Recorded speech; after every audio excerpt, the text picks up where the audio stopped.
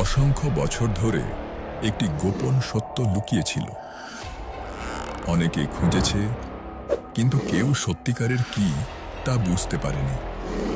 এক ঐশ্বরিক মুহূর্তে পূর্ণ পরমেশ্বর এই পৃথিবীতে প্রকট হলেন। স্বয়ং পরমেশ্বর কবির এলেন এবং শুরু হলো তার লীলা। আপনি যা দেখবেন তা কোনো কাহিনী নয়, এ এক চিরন্তন বাস্তবতা।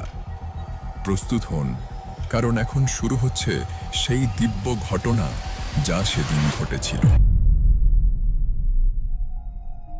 পুণ্যাত্মারা, পরমাত্মা স্বয়ং এই কালের লোকে আসেন, নিজের সন্তানদের তত্ত্বজ্ঞানের সাথে পরিচিত করান।